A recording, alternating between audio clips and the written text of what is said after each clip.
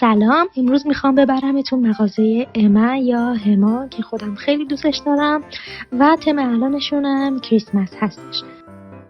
اما یه فروشگاه زنجیره‌ای خرده فروشی هست که از 1926 توی آمستردام کارش رو شروع کرده و الان هم چند تا شعبه توی کشورهای مختلف مثل فرانسه و بلژیک و آلمان داره. این فروشگاه رو به خاطر طراحی ساده، کاربردی و قیمت‌های منصفانه‌اش میشناسن و بخش زیادی از کالاهاش رو هم خودش طراحی میکنه. و الان از نزدیک میخوایم با هم ببینیم که چه چیزایی میفروشه.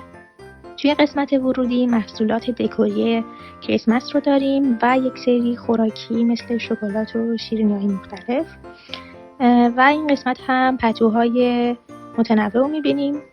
جلوتر 3 تا میز داریم با انواع وسایل مثل لیوان، ماگ، پتو، کیسه آب گرم، همش طرح گربه یا سگ. و میز کنار هم لوازم تحریر رنگ صورتی اغلب و طرح قلب یا طرح گل داریم که خیلی خوشگله و بامزه هستن. میز کنارش هم همون وسایل ولی رنگ نقره‌ای یا آبی با طرح‌های اکریلی، مخملی و پشمالو یا ستاره‌ای میفروشن که خیلی بامزه است. این قسمت شمعای مختلف هست که این رنگش خیلی خوش رنگ بود، فکر کنم رنگ بردو باید باشه و وسایل دیگه مربوط به خونه و یک قسمت هم وسایل شوینده.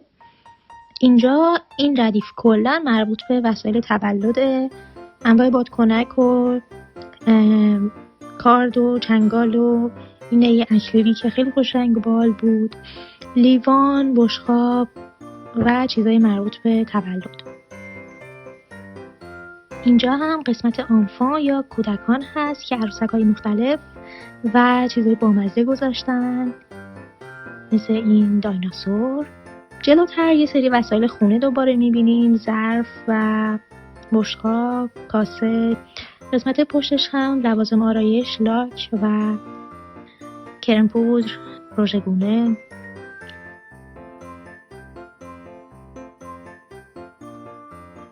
اینجا هم حوله در انواع رنگ‌ها و آخر مغازه هم لباس‌های بچگونه گذاشتن که خیلی کوچولو و کیوت و بامزه بودن.